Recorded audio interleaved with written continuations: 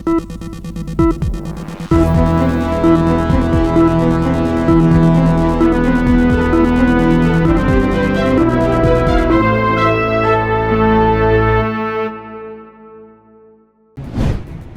चुनाव में हार के बाद कांग्रेस का बुरा हाल, अपनी ही पार्टी में हो गए बेगाने।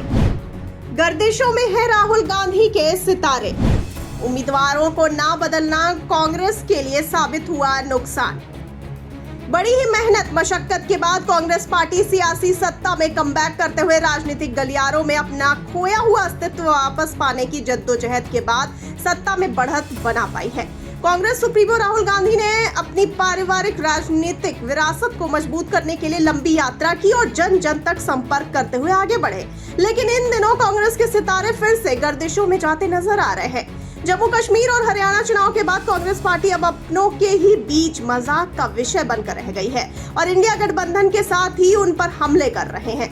हरियाणा और जम्मू कश्मीर चुनाव में कांग्रेस का वही हाल हुआ है जैसा लोकसभा चुनाव में बीजेपी का हुआ था। कांग्रेस की हार के बाद सहयोगी दल शिवसेना, तृणमूल, आप और आरजेडी ने कांग्रेस पर जमकर हल्ला बोल दिया है।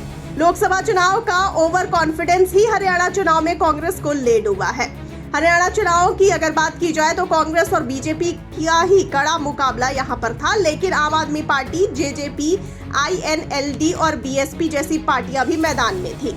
हरियाणा चुनाव में वोटों की गिनती के दौरान कांग्रेस और बीजेपी शह और मात का खेल बड़े ही जोरों पर चल रहा था, लेकिन आखिरकार बीजेपी ने कांग्रेस को पछाड़ते हुए जीत की हैट्रिक लगा दी, जिसके बाद इंडिया गठबंधन की रेल में कांग्रेस पार्टी का डब्बा डगमगाता हुआ नजर आ रहा है। पार्टियों के नेता ही राहुल गांधी पर वार करने में लगे हुए हैं और हरियाणा चुनाव की इस हार का पूरा ठीकरा राहुल गांधी के मत्थे पर आ गया। कांग्रेस की इस हार के बाद कई सहयोगी दल शिवसेना, तृणमूल, आप और आरजेडी ने जमकर घेर लिया।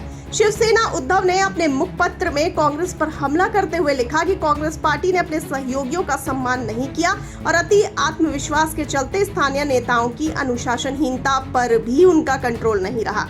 पत्र में आगे लिखा गया कि अगर हरियाणा में इंडिया गठबंधन होता तो नतीजे इसके उलट ही होते। तो फिर आखिर वो कौन सी वजहें रही हैं जिसने राज्य में कांग्रेस का खेल बिगाड़ दिया?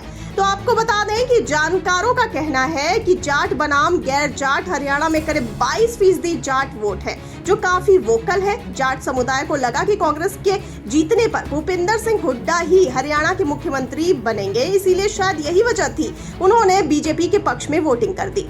वहीं हरियाणा में कांग्रेस की हार की बड़ी वजह पार्टी के अंदर गुटबाजी भी मानी जा रही है। कांग्रेस ने अपने किसी विधायक का टिकट नहीं काटा और उसके आधे उम्मीदवारों की हार भी हो गई।